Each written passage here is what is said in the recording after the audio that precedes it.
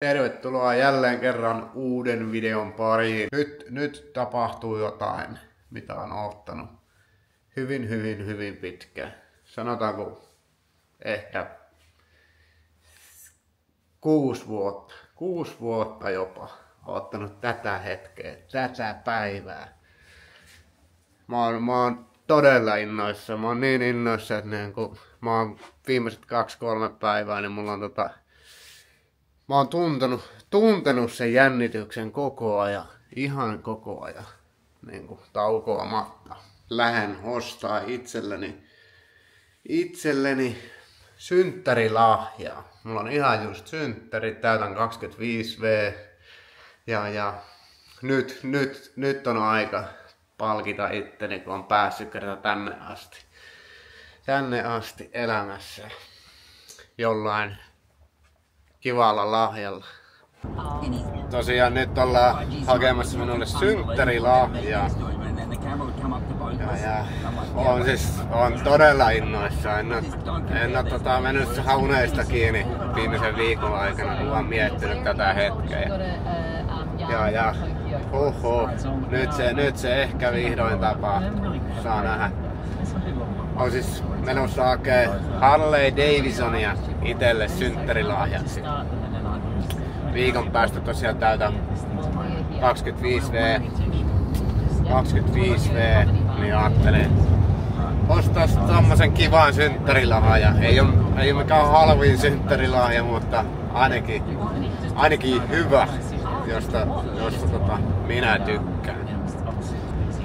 Jännittää siis ihan sikana tää homma. En tiedä miksi. Sehän yksi mopo osto, mutta jännittää ihan kamalasti. Tää on yksi mun isommista unelmista rehellisesti, joka on nyt näin lähellä toteutumassa. Aletaan lähestymään määränpäätä ja syke kun sen vaan kasvaa. Jännittää, että mitä siellä on. Minkälainen prätkä on kyseessä? Onko se sen meikäläisen unelmien pyörä? Ihan just perillä. Arvatkaa, tuliko kaupat? Ai että. Ja vielä kerran, ai että. Nyt on Pauluksella semmonen prätkä, että huhhuh. On kyllä makii. Kohta näette. Niin, nyt sitä olisi päästy kotiin ja lähdetäänpäs katsomaan mitä sieltä tarttu matkaa. Ootteko valmiita? Tadaa! Harley Davidson. 1700 2017 vuosimalli. Ajettu ei paljon mitään. Aivan timanttinen yksilö. Aivan timanttinen. Ei löydy toista samanlaista Harleyta tältä planeetalta, mä luulen. On sitten niinku meikäläiselle niin passeli vekoti, että Ei mennä hymyhyytyä enää tällä pojalla. On nimittäin niin mielissään.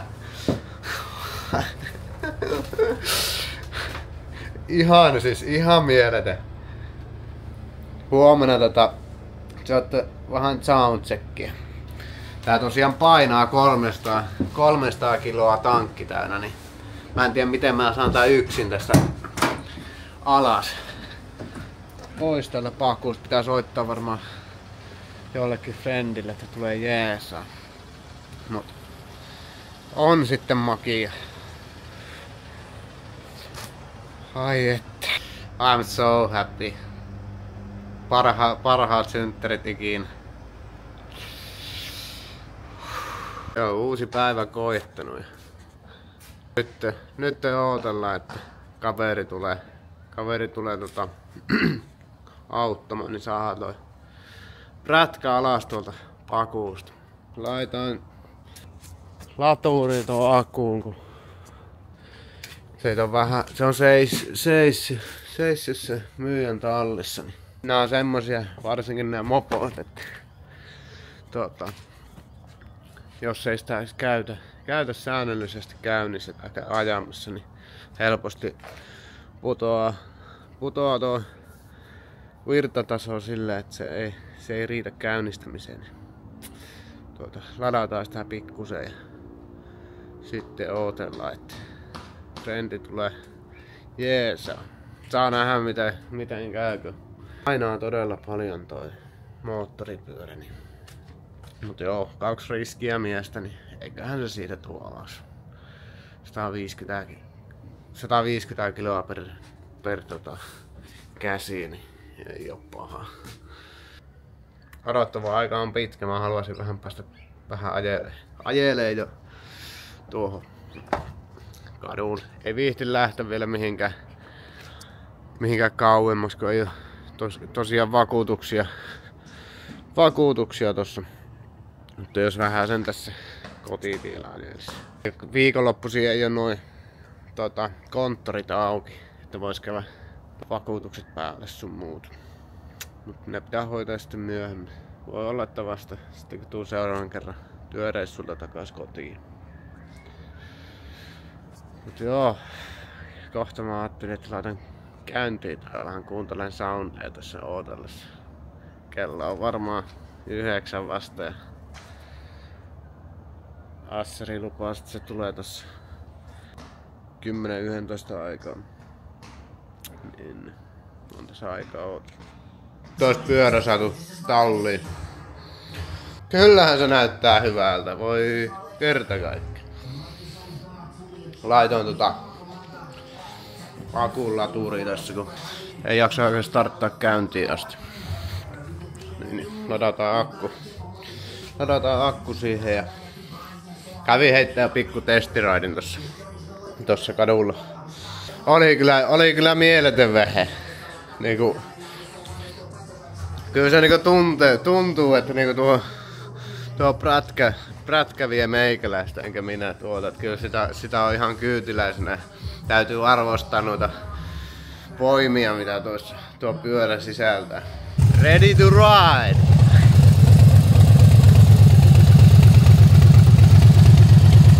On se uljas.